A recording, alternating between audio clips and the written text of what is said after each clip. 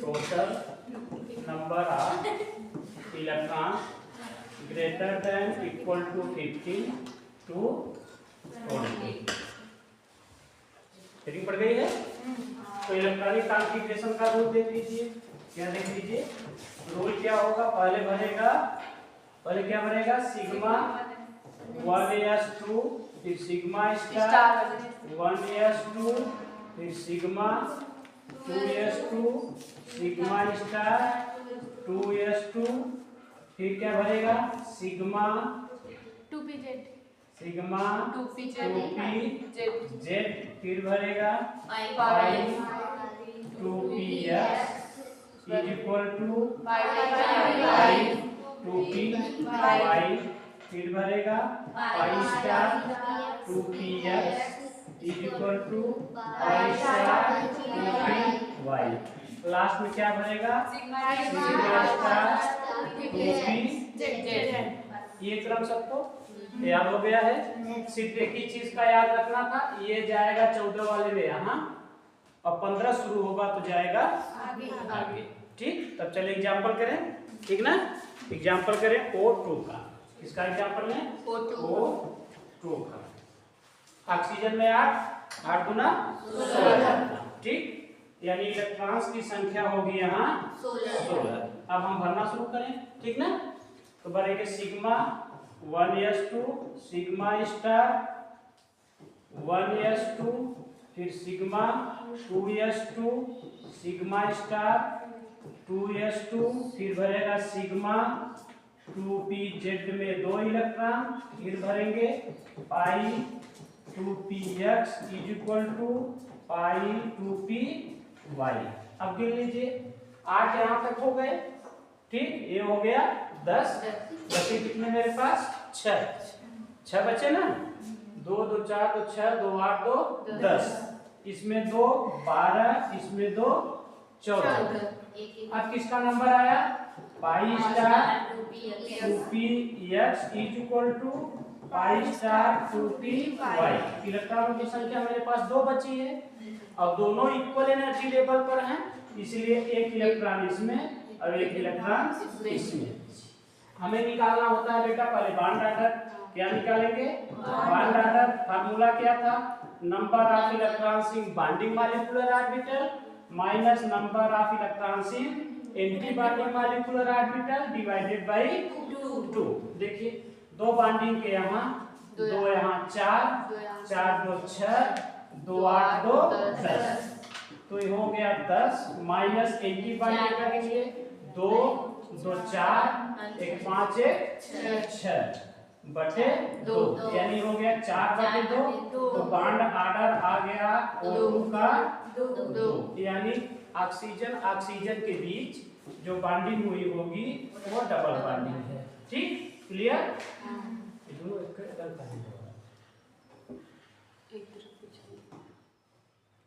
ठीक, क्लियर, बात समझ में आई सबको। तब आप अब करना शुरू करेंगे O2 प्लस का। क्या करेंगे, O2 प्लस का। इसको नोट दूसरा चलिए एग्जाम्पल 2 क्या लेंगे, O2 प्लस। समझिए जरा, पहले बना होगा O2, उसमें से एक इलेक्ट्रॉन गया होगा, ठीक, यानी 16 माइनस 1 16 O2 का हो गया, 1 प्लस तो माइनस करना पड़ेगा, यानी इलेक्ट्रॉनों की संख्या 15 है इस बार आपके पास। ठीक, इलेक्ट्रॉनिक कॉन्फ़िगरेशन करिए सब लोग अपना। As soon as sigma 1s2, sigma star 1s2, sigma 2s2, sigma star 2s2, sigma 2pz, यहाँ तक हो गया 10। ठीक, मेरे पास 5 है। अब आएगा pi 2px is equal to pi 2py। ठीक, इसमें कितना आएगा, 10 हो गया है, 2 12 2 14। अब नंबर आएगा पाई स्टार 2px का, जो किसके बराबर है, पाई स्टार 2py के बराबर है। ठीक, मेरे पास इलेक्ट्रॉनों की संख्या कितनी है, ठीक, निकालने वाले हैं बॉन्ड आर्डर। बॉन्ड आर्डर का फार्मूला बोलिए, NB माइनस NA अपॉन 2। ये तो 10 हो गया। इस बार 1 2 पूरे भरे हैं, एक आधा 5 बटे 2, यानी इस बार आया 2.5। निकालेंगे O2 माइनस का।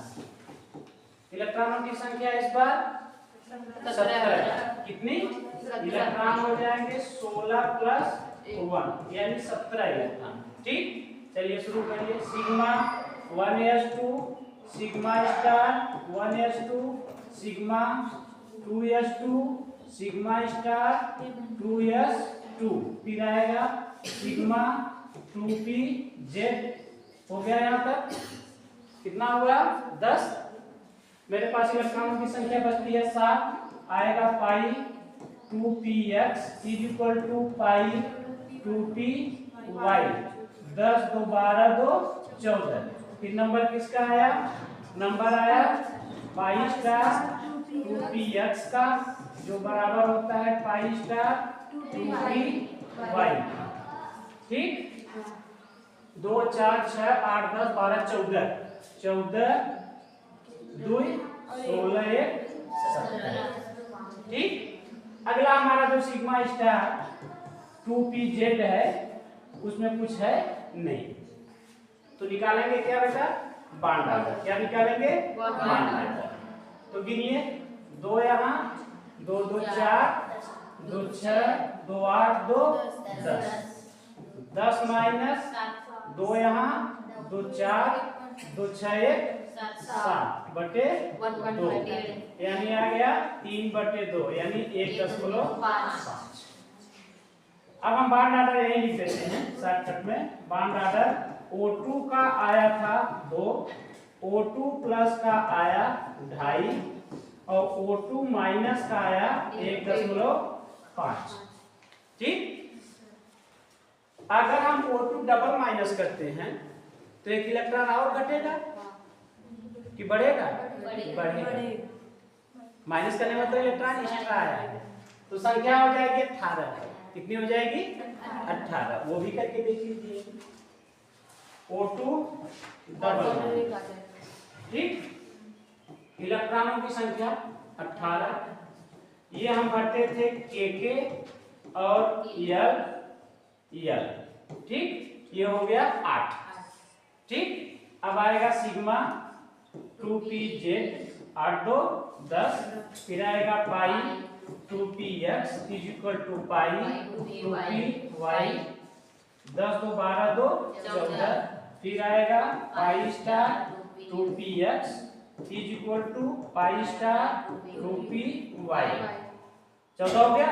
14 2 16 2 18। ठीक, चलिए अब यहाँ बॉन्ड आर्डर देखिए।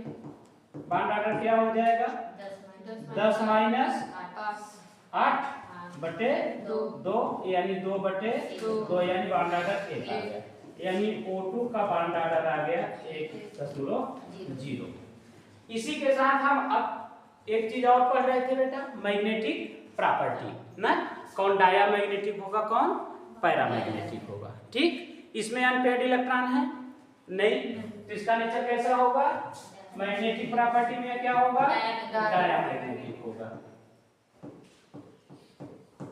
ठीक, ऊपर वाले में इसमें एक अनपेयर्ड इलेक्ट्रॉन दिख रहा है आपको ना, इसका नेचर कैसा होगा? पैरामैग्नेटिक होगा।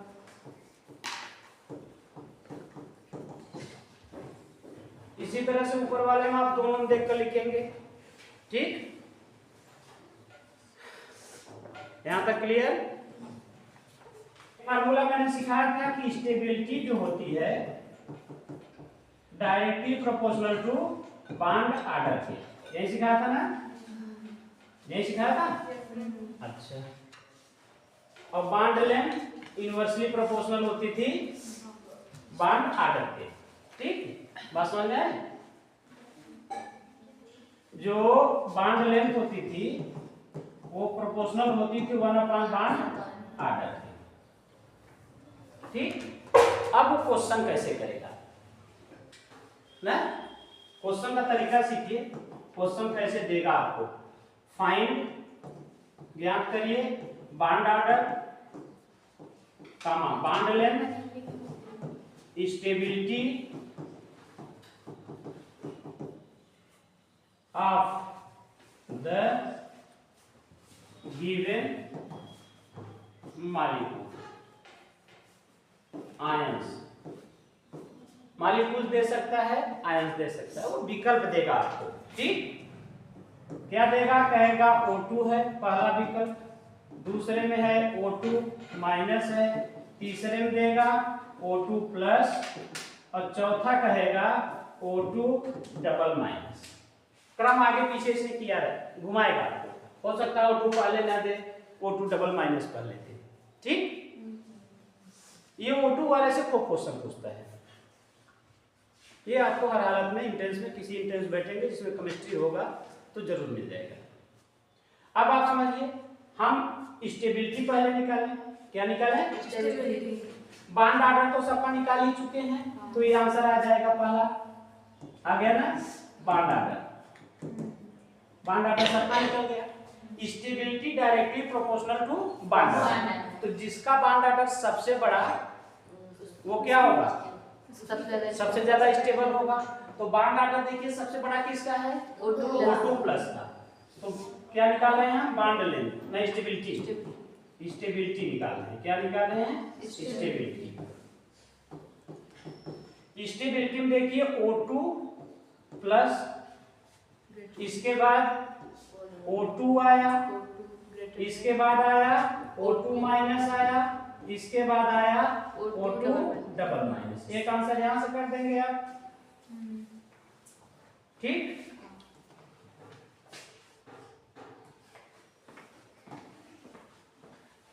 एक बॉन्ड ऑर्डर का आंसर हो गया, एक हो गया स्टेबिलिटी का। अभी उसने बॉन्ड लेंथ पूछे है, तो बॉन्ड लेंथ का ऑर्डर कैसे निकालेंगे? उल्टा कर देंगे, स्टेबिलिटी का उल्टा कर देंगे। ठीक है, ये डायरेक्टली प्रोपोर्शनल है या इनवर्सली प्रोपोर्शनल है? जब आप स्टेबिलिटी निकाल दीजिएगा तो बॉन्ड लेंथ के लिए उल्टा कर दीजिएगा। क्या कर दीजिएगा? उल्टा, क्योंकि फार्मूला आपके सामने है ना, तो उल्टा कर दीजिए। तो बॉन्ड लेंथ के लिए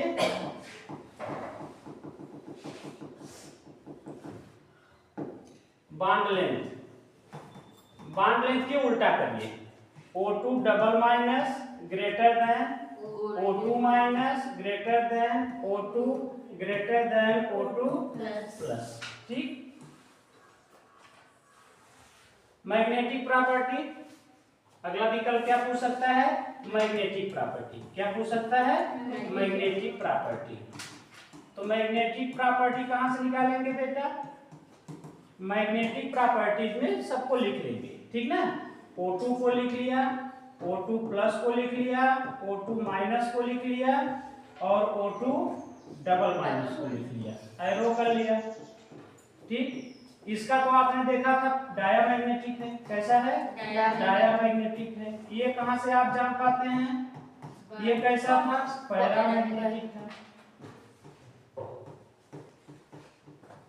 अब इसमें कैसा है? 15 क्या है? तो 1 एम्पीयर रहेगा। तो ये कैसा है? पैरामैग्नेटिक है। अब उसमें 16 है, O2 कैसा है? पैरामैग्नेटिक है, 2 एम्पीयर है। O2 प्लस कैसा है?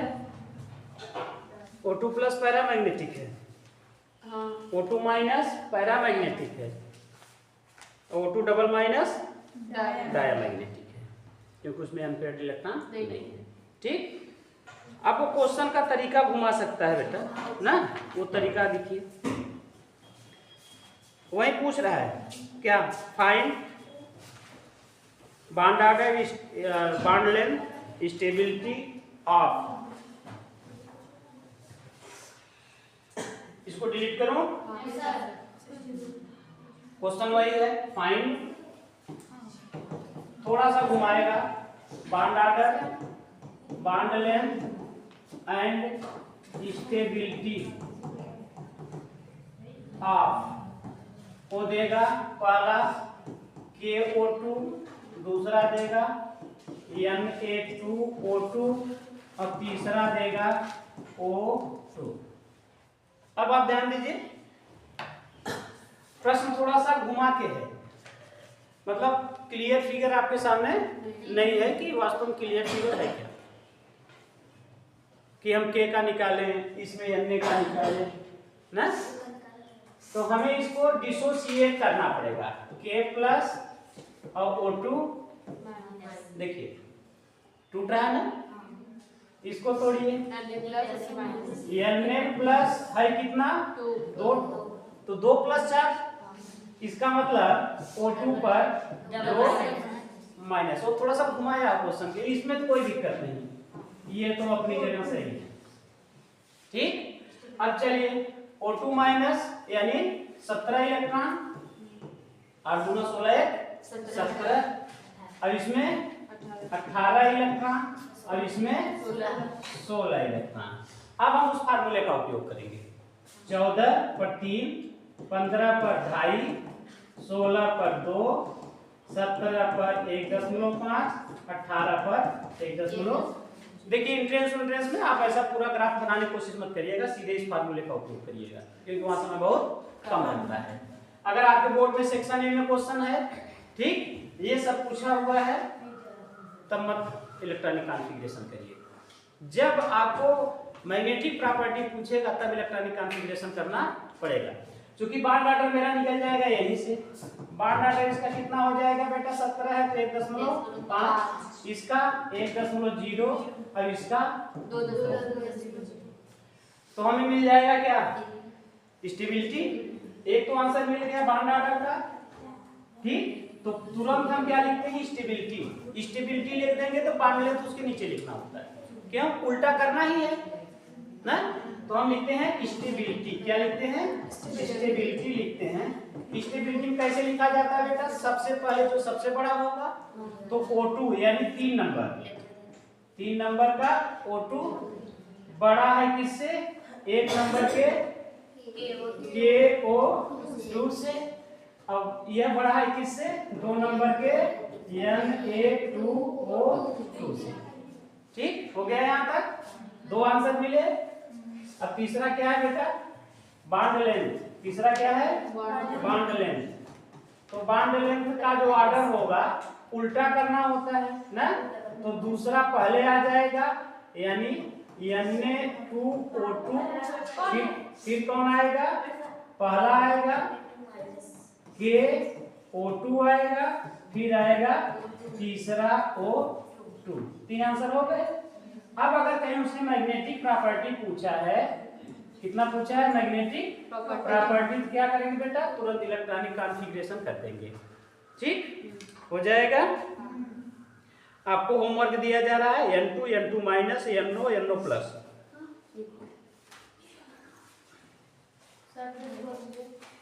आपको होमवर्क है N2 और N2 माइनस, दूसरा है आपका NO और NO प्लस, NO और NO प्लस। ठीक, वही निकालना है सब, और इसमें मैग्नेटिक प्रॉपर्टी भी आप दिखाएंगे। ठीक, और आप लोग क्या बनाएंगे, एनर्जी लेवल डायग्राम। इसमें क्या क्या करना है, एक्स्ट्रा एक तो एनर्जी लेवल डायग्राम बनाना है आपको, एनर्जी लेवल डायग्राम, और बताना है magnetic property.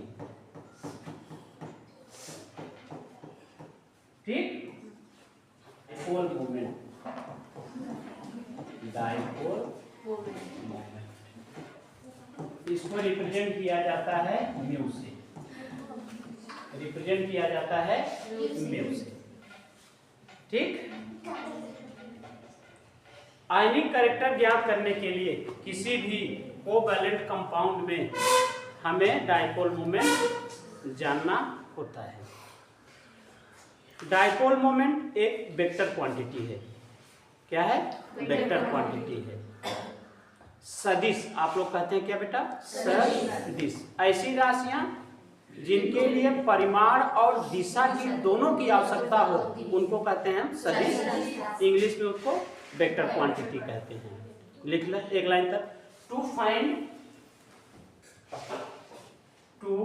Find out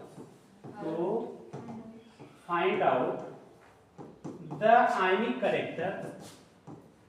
ionic character in a covalent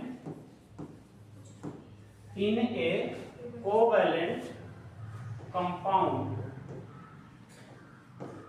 dipole moment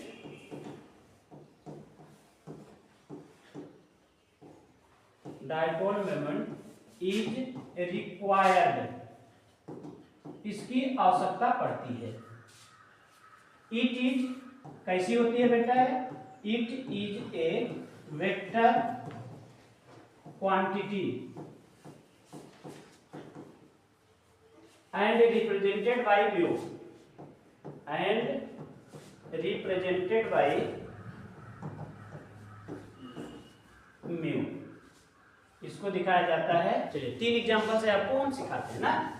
जैसे पहला एग्जांपल मैं लूं कि HCl का, किसका? HCl का। तो H और Cl ऐसे होंगे। देखिए Cl की इलेक्ट्रोनेगेटिविटी ज्यादा है। क्या है? इलेक्ट्रोनेगेटिविटी ज्यादा। इलेक्ट्रोनेगेटिविटी मतलब इलेक्ट्रॉन को अपनी तरफ खींचने की टेंडेंसी, क्षमता, कि हम कहते हैं इलेक्ट्रोनेगेटिविटी। तो जब ये क्लोरीन इस बांड का इलेक्ट्रॉन खींचेगा अपनी तरफ ऐसे, तो इलेक्ट्रॉन किधर शिफ्ट होगा? क्लोरीन की दिशा में।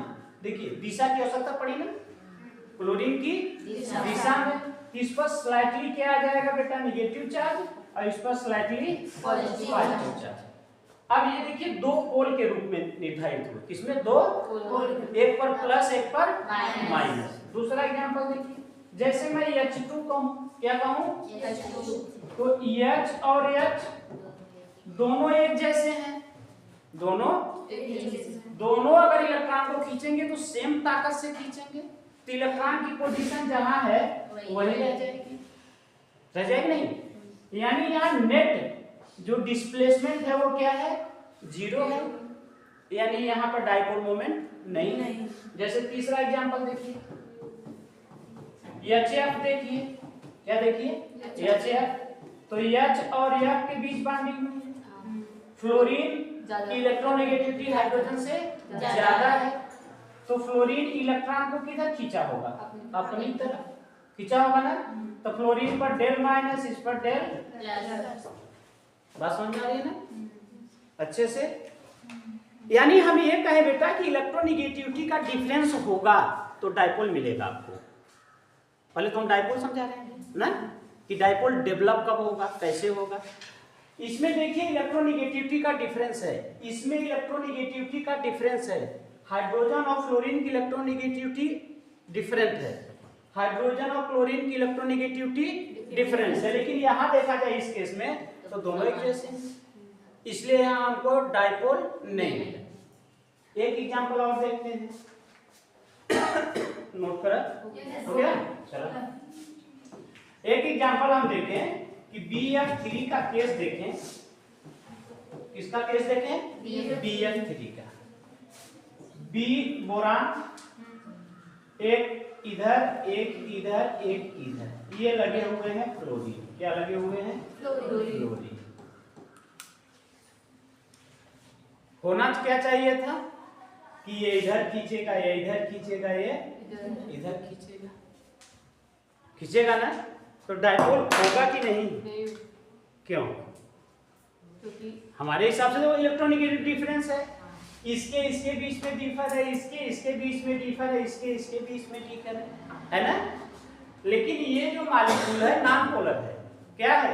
Non polar. It is non polar.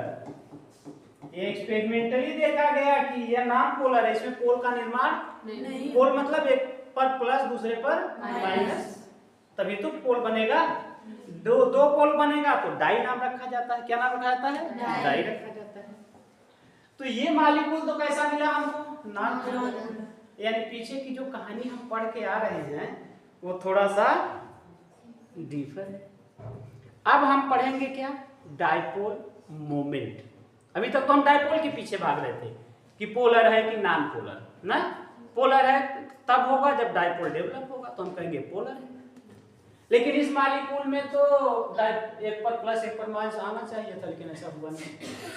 तब हमें जरूरत पड़ी डाइपोल मोमेंट की।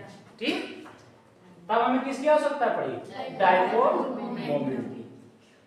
Now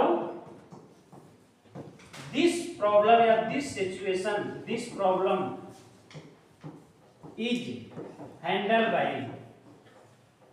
bye dipole moment. Dipole moment किसके द्वारा, म्यू के द्वारा। किसके द्वारा, म्यू के द्वारा। तो म्यू है क्या, अब हम वहां पहुंचने वाले हैं। तो म्यू इक्वल टू होता है Q इंटू डी, ये फार्मूला है इसका, डाइपोल मोमेंट का फार्मूला है Q इंटू डी। ठीक हो गया। अब Q क्या है वो देखिए, where Q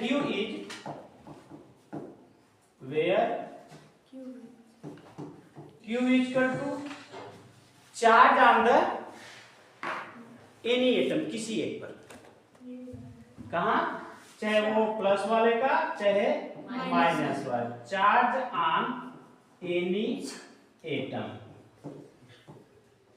डी क्या है, जब दो एटम होंगे तो उनके बीच की दूरी है, बीच कहां से, न्यूक्लियस से न्यूक्लियस के बीच की दूरी है। ऐसे समझिए, एक एटम यहाँ, इसका न्यूक्लियस यहाँ, दूसरा एटम यहाँ, इसका न्यूक्लियस यहाँ।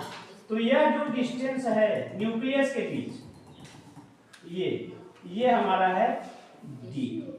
डी क्या है, इंटर न्यूक्लियर डिस्टेंस। लिख लीजिए, ये फिगर से समझ लिया कि यह क्या है, इंटर न्यूक्लियर डिस्टेंस है। इसके आउटर मोस्ट से डिस्टेंस कभी नहीं आती जाती, न्यूक्लियस से न्यूक्लियस के बीच की दूरी है। ठीक, अब डायरेक्शन कैसा होगा, हमने कहा ये वेक्टर क्वांटिटी है। तो आपने देखा कि लेस इलेक्ट्रोनिगेटिव से मोर इलेक्ट्रोनिगेटिव की तरफ इसकी दिशा होती है, क्योंकि अब हमें डायरेक्शन की आवश्यकता पड़ी। तो जो इसका डायरेक्शन होगा म्यू का, डायरेक्शन ऑफ म्यू किधर होगा बेटा, कि यह लेस इलेक्ट्रोनिगेटिव एटम से किधर किधर होगा, मोर इलेक्ट्रोनिगेटिव एटम की तरफ, इलेक्ट्रोनिगेटिव एटम की तरफ। ठीक, एक पॉइंट हो गया कि जो डायरेक्शन होगा डाइपोल मोमेंट का वो लेस से हमेशा मोर की तरफ होगा। एक जगह बात और आकर अटकेगी थोड़ा सा, कि जब एटम पर लोन पेयर हो, क्या हो, एटम पर लोन पेयर हो। ये पहला पॉइंट समझिए इसको। दूसरे पॉइंट में समझिए, अगर कोई एटम ए है और इससे कोई लोन पेयर लगा हुआ है, क्या लगा हुआ है, लोन पेयर। तो डायरेक्शन कैसा होगा, डायरेक्शन होगा एटम से लोन पेयर की तरफ। वेक्टर है इसलिए इसको हल्का सा हम कट करते हैं तो मालूम हो जाता है ये वेक्टर क्वांटिटी है। क्या है, वेक्टर क्वांटिटी। ये सिंबल होता है वेक्टर का, एरो पर एक छोटा कट। इसका मतलब यह यहां से शुरू होकर इधर की तरफ जा रहा है। ठीक, तो किधर होगा इसमें, एटम टू लोन पेयर, ये डायरेक्शन होगा आपका एटम से लोन पेयर की तरफ। ठीक, बात समझ में आ गई। यहाँ तक को दिया गया, कोई मॉलिक्यूल दिया गया है। अब हमको निकालना है क्या, कि यह पोलर है कि नॉन पोलर। पहले तो ये निर्धारित करेंगे पोलर है कि नॉन पोलर, तब हम जानेंगे कि इसमें कितना आयनिक कैरेक्टर होगा। तो हमें म्यू नेट निकालना पड़ता है, पूरा एटम पर कितना डाइपोल मोमेंट है। बात दिमाग में बैठ रही है, कितना डाइपोल मोमेंट है। जैसे समझिए कि दो लोगों से आपने उधार लिया हुआ है 20-20 रुपए और किसी को 1000 रुपए दिए हैं। तो जिससे उधार लिए हैं वो तो कहेगा कि हमारा कर्जा लिए हैं, दो लोग कह रहे हैं भैया हमारा कर्जा ले, कर्जदार है, और तू दे है क्यों 1000, तो तोहरे ऊपर नेट कितना हो, कर्जा बाकी प्लस में है, तो इसी को नेट कहा जाता है। क्या कहा जाता है? नेट मतलब संपूर्ण। संपूर्ण में दोनों चीजें होंगी बेटा, प्लस माइनस सबको ऐड किया जाएगा, जो रिजल्ट आएगा वो नेट होगा। जैसे मैंने कहा 10-10 रुपए आपने उधार लिया है दो लोगों से, और मान लीजिए 100 रुपए किसी को दिया है, तो संपूर्ण रूप से आप कर्जे में है कि प्लस है, तो अभी भी आप 80 रुपए प्लस में है। भले देखने को लगे कि आप 10-10 रुपए दो लोगों कर्जे में, लेकिन 100 रुपए किसी को आपने दे भी रखा है, तो जब संपूर्ण देखा जाता है उसी को हम नेट कहते हैं। क्या कहते हैं बेटा? नेट। तो मॉलिक्यूल पोलर है कि नॉन पोलर है, इसका निर्धारण करता है म्यू नेट। क्या करता है? Mu net. चलिए, for polar and non polar, polar और नॉन पोलर के लिए वी कैलकुलेट क्या? Mu net, NET। इसको कहा जाता है net dipole moment, net dipole moment. ठीक, नेट डाइपोल मोमेंट निकालेंगे, ध्यान दीजिएगा। म्यू नेट निकाला आपने, क्या निकाला? Mu net. ठीक, यहां से दो केस एराइज हो सकती है, यहां से दो केस एराइज हो सकती है कि इसकी वैल्यू, म्यू नेट की वैल्यू 0 हो जाए, या म्यू नेट की वैल्यू ग्रेटर देन 0 हो जाए, यानी 0 से बड़ी कुछ भी आए। सिर्फ 0 और ग्रेटर देन 0 को आपको देखना है कि अगर 0 है तो यह साबित करता है कि नॉन पोलर है। क्या है? नॉन पोलर है। अगर ग्रेटर देन 0 है तो यह इंडिकेट करता है कि जो मॉलिक्यूल जिसका आप डाइपोल मोमेंट नेट निकाल रहे हैं वो कैसा है? पोलर। तो पहले हमें निर्धारण रहेगी ग्रेटर देन 0, तो पहले इसका हम निर्धारण करेंगे। ठीक, तब हम निकालेंगे लास्ट में आयनिक कैरेक्टर इन कोवैलेंट। ठीक, चलिए अब हम आते हैं एग्जांपल। तो जैसे मैंने एग्जांपल लिया CO2 का, सबसे सरल और गरीब इंसान है, आसानी से मिल जाता है। ठीक, CO2 कार्बन ऑक्सीजन के बीच डबल बॉन्ड है, ध्यान समझिए, कार्बन ऑक्सीजन के बीच डबल बॉन्ड है, इधर से भी ऑक्सीजन के बीच डबल बॉन्ड।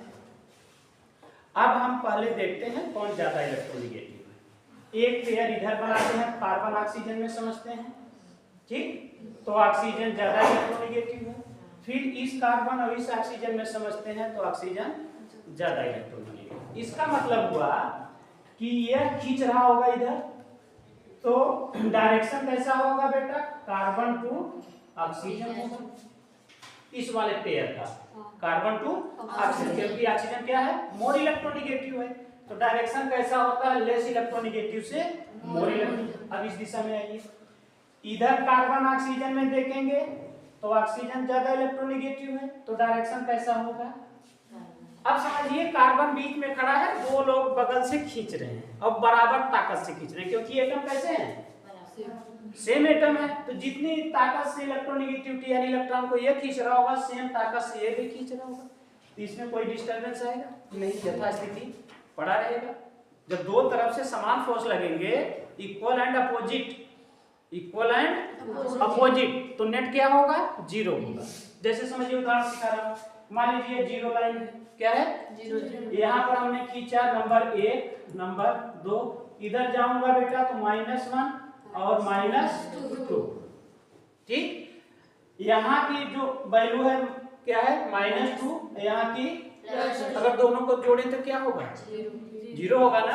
अब वही चीज समझिए कि ये कार्बन से ऑक्सीजन -2 समझ लीजिए, अब इस कार्बन से ऑक्सीजन +2 समझ लीजिए, तो नेट मतलब मैंने कहा ना सबको जोड़ना होगा, तो नेट क्या होगा? +2 + -2, रिजल्ट क्या आएगा? 0। एकदम यही कॉन्सेप्ट आपको लेकर चलना है कि इनकी दिशा पहले देखनी है, वेक्टर की। क्या देखनी है? वेक्टर की दिशा। तो यहाँ म्यू नेट जो होगा वो क्या होगा बेटा? 0। अगर म्यू नेट 0 है तो आपको पता हो जाना चाहिए कि कैसा है ये, Non-polar। नॉन पोलर है। कैसा है, नॉन पोलर है। बस में अब हम सीखते हैं फॉर डाई एटॉमिक मॉलिक्यूल। आपको जानना है बेटा, क्या देखना है ना, डाइपोल मोमेंट में डायरेक्शन सबसे पहले देखना है। ठीक, अभी छोटा छोटा लेके चलता हूं। जैसे मैंने लिया एग्जांपल में किसका, H2 का, सबसे छोटा। तो हाइड्रोजन हाइड्रोजन के बीच ऐसे बॉन्ड बना होगा, सिंगल बॉन्ड, तो दोनों सेम खींच रहे हैं, तो म्यू क्या होगा इसका, 0। यानी ये कैसा है, Non-polar। नॉन-पोलर। अब डायटॉमिक में होमो की केस चल रही है, एक जैसा। डायटॉमिक के सब क्या है, जैसे मैं कहूं बेटा दूसरा समझिए, Cl2, तो इसमें क्या होगा, Cl के बीच बॉन्डिंग हुई होगी।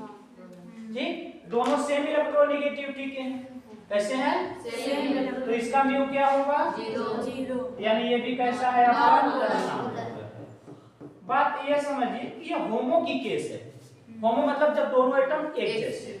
हेट्रो कर दूंगा तो दोनों एटम डिफर हो जाएंगे। बात समझ में आ रही ना, तो ये केस किसकी है बेटा, होमो की है।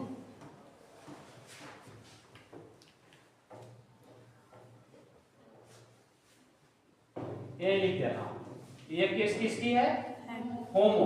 होमो जैसे एक जैसे हो, कैसे हो, एक जैसे हो। ठीक, अब हेट्रो की केस में चले, अब एक जैसे में चाहे जितना होंगे बेटा, जैसे Br2 ले लीजिए, I2 ले लीजिए, चाहे जितना भी होमो की केस आएगी, सब में क्या होगा, 0, क्योंकि दोनों तरफ इक्वल एंड अपोजिट मोमेंट है। क्या है, इक्वल एंड अपोजिट मोमेंट है। ठीक ना, अब हम चलते हैं किसमें, हेट्रो की डिफर। क्या होता है, हाँ, हेट्रो एटॉमिक कह लीजिए, हेट्रो न्यूक्लियस कह लीजिए ना। जैसे उदाहरण ले लीजिए, आपको दिया भी HF का HCl का ना, ले लीजिए, समझ में आ जाएगा आपको। जैसे एग्जांपल ले लीजिए, HF का ले लीजिए, HCl का ले लीजिए, ले लिया आपने। आपको अच्छे से पता है कि फ्लोरीन ज्यादा इलेक्ट्रोनेगेटिव है, तो इस पर डेल माइनस, इस पर डेल प्लस। ऐसे फ्लोरीन ज्यादा इलेक्ट्रोनेगेटिव है, डेल माइनस डेल, यानी डायरेक्शन कैसे होगा, ऐसे होगा। इसका डायरेक्शन कैसा होगा, ऐसा। हम अभी कैलकुलेट नहीं कर रहे, लेकिन हमें कंफर्म है कि mu net not equal to 0 इस केस में आएगा, आएगा ना। म्यू नेट इसका भी नॉट इक्वल टू 0 आएगा। इसका मतलब दोनों कैसे हैं, पोलर मॉलिक्यूल हैं। कैसे हैं, पोलर मॉलिक्यूल हैं। Heteroatomic molecule is always polar. Heteroatomic molecules is always polar.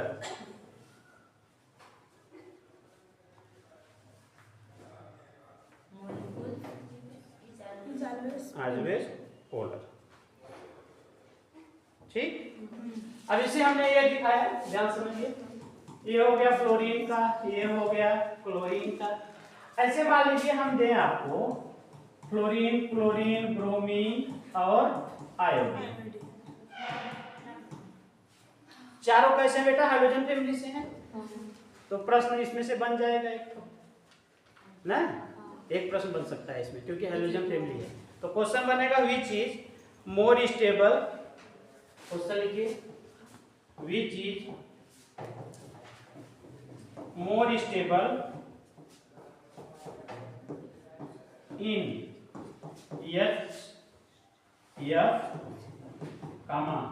HCl, HBr and HI, इन चारों में कौन ज्यादा स्टेबल है।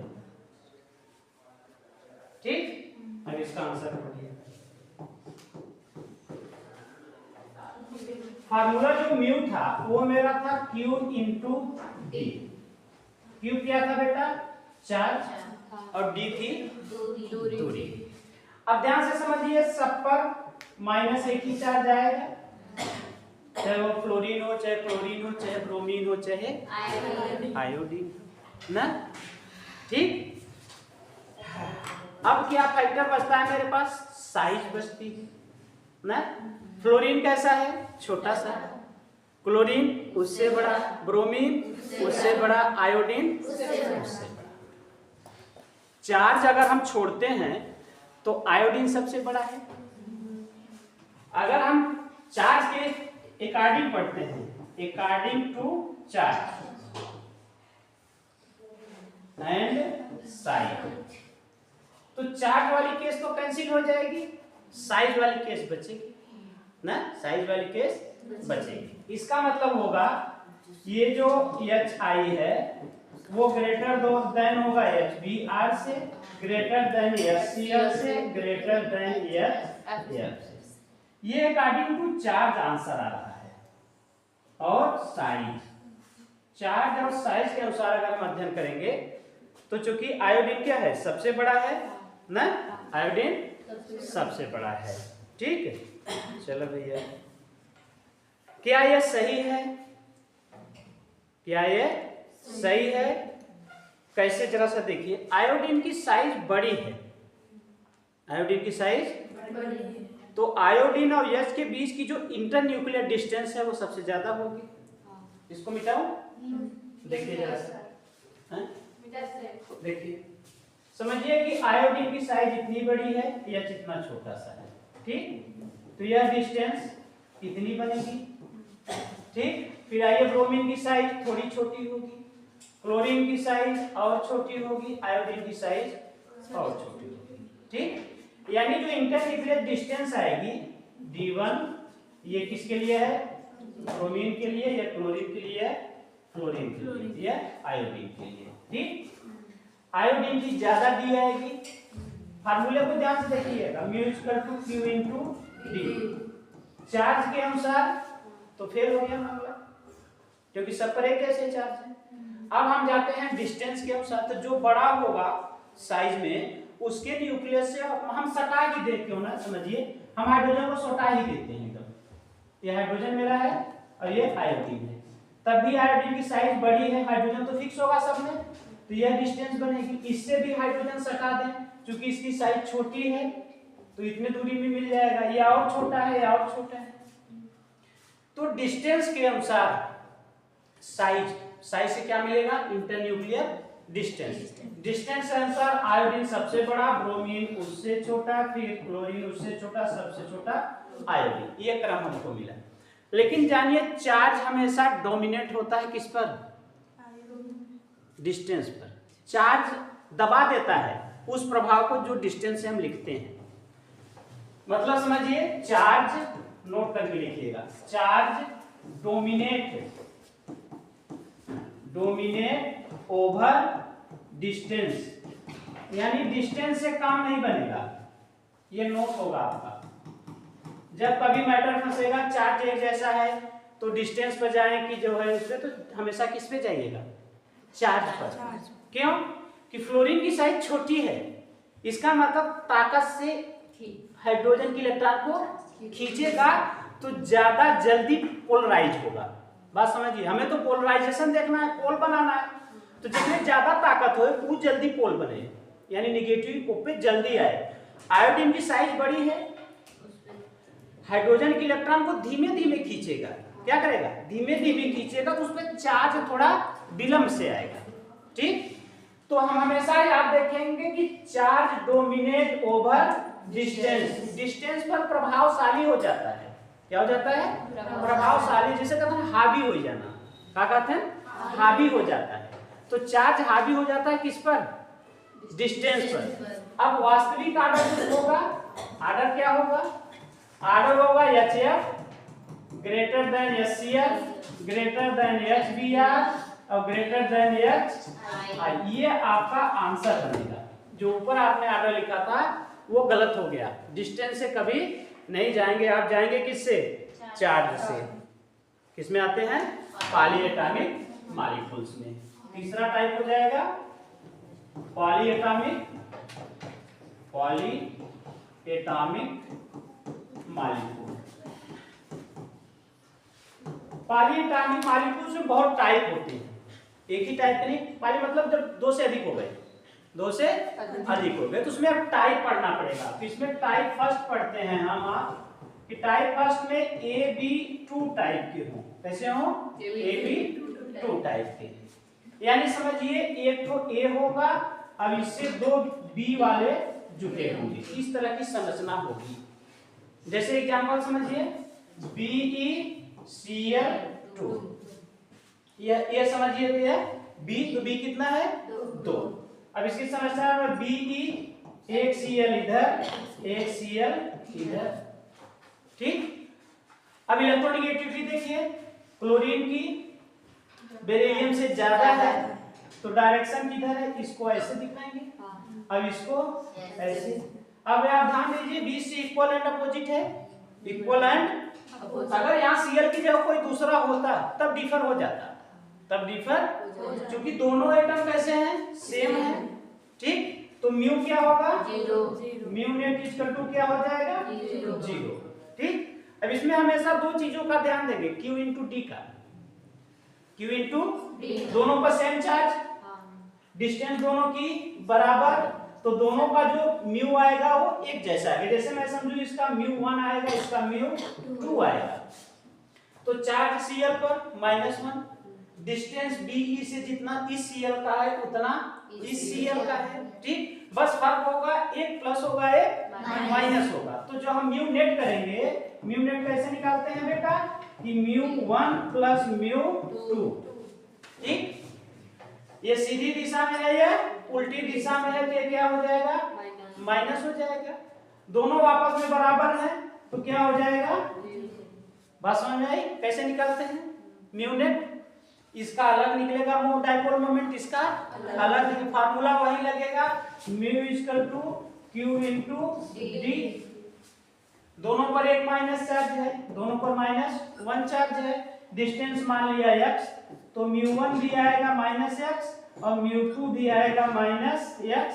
बस दिशा देखनी होगी, अगर अपोजिट दिशा है तो एक प्लस होगा, एक माइनस होगा, ठीक। योग करेंगे μ1 प्लस μ2 तो क्या हो जाएगा? 0। यानी मॉलिक्यूल कैसा है? नॉन पोलर है। कैसा है? नॉन पोलर है, ठीक। जैसे C2H2 का आप लोग बनाइए, इसको रख पढ़ूं? जल्दी करें। C2H2 आपको बनाना है, C2H2। C2H2 का मैंने कर दिया, तो उसमें एक सिमेट्री सिखा ही दूं। देखिए ये बनेगा C2H2 बन गया, C2। अब कार्बन हाइड्रोजन को देखकर बताइए, हाइड्रोजन ज्यादा इलेक्ट्रोनेगेटिव होगी, कार्बन ज्यादा इलेक्ट्रिक, क्यों? यहाँ पर एक सिग्मा 2 बाई, डायरेक्शन कैसे होगा? लेस इलेक्ट्रोनेगेटिव से मोर। चलिए महाभारत का युद्ध चला, दोनों तरफ से तीर आ रहे हैं, लड़ने के बाद क्या होगा? धड़ाम।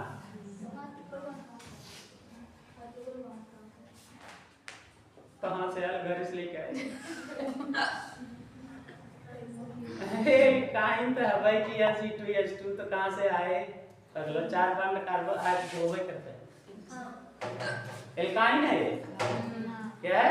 एल्काइन, ठीक। अब देखिए म्यू क्या हो गया इसका? म्यू नेट 0, यानी कैसा है? Non polar.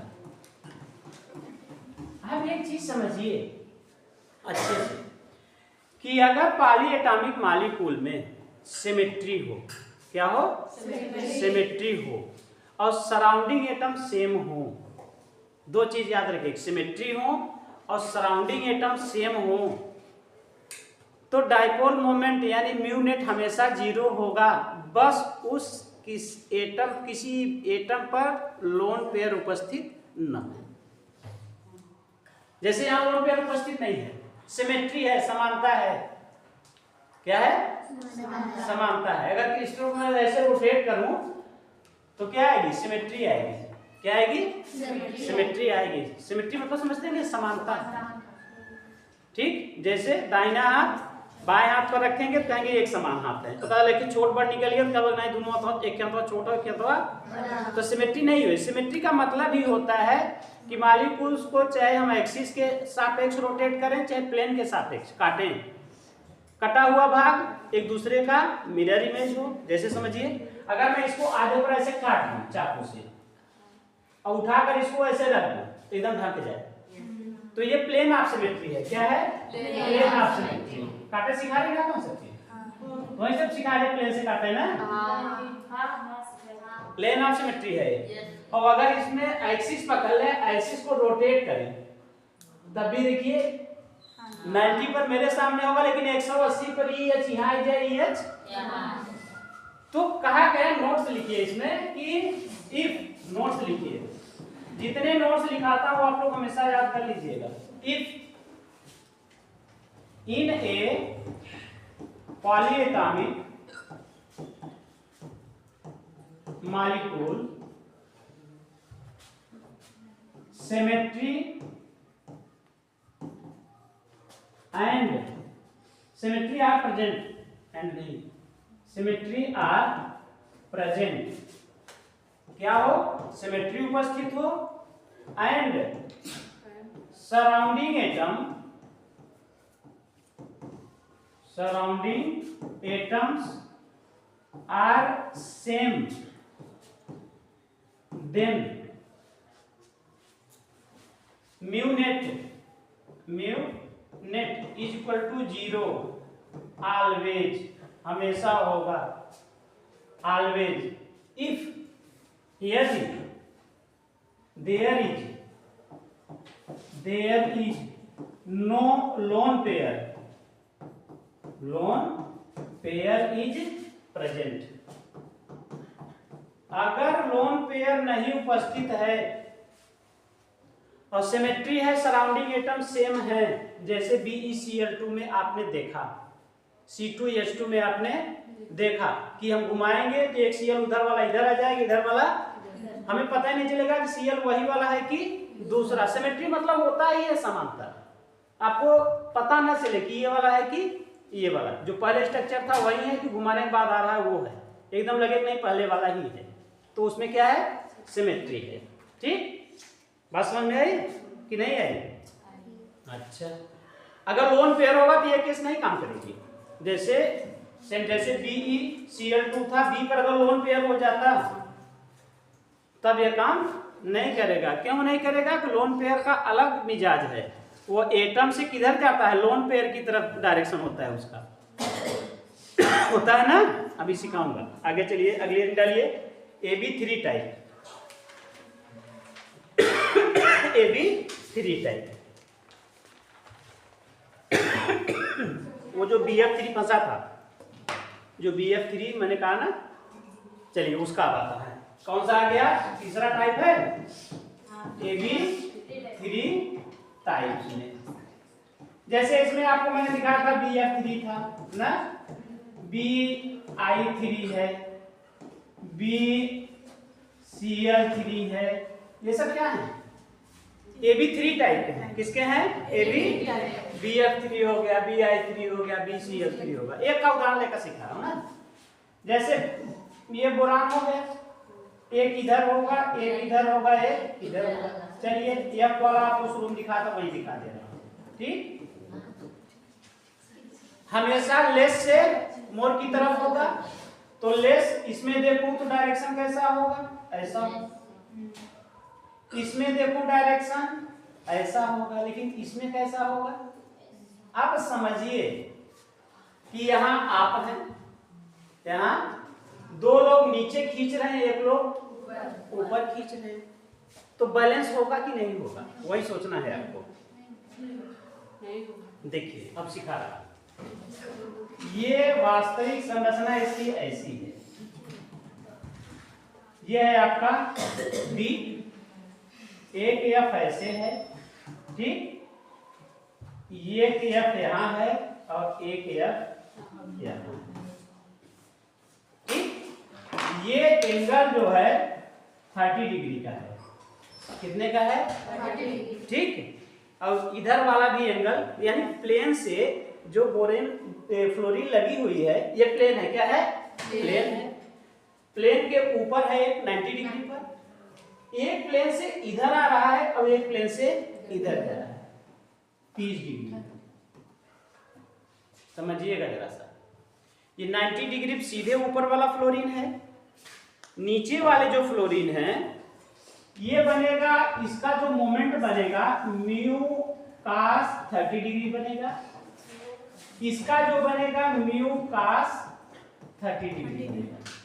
अब इसका समझिए, ऊपर वाले का, ऊपर वाले का दोनों बनेगा, ऊपर वाले का बनेगा म्यू कास 30 प्लस म्यू साइन 30 डिग्री, 0 होगा। इन तीनों का योग जब करेंगे नेट तो 0 आएगा। ये μ1 समझिए, ये μ2 समझिए, ये μ3 समझिए, ठीक। इसका कंपोनेंट इधर, इसका कंपोनेंट इधर, और इसका कंपोनेंट इधर, यानी जो म्यू नेट होगा वो होगा μ1 प्लस μ2 प्लस μ3। कैलकुलेट करेंगे क्या आएगा?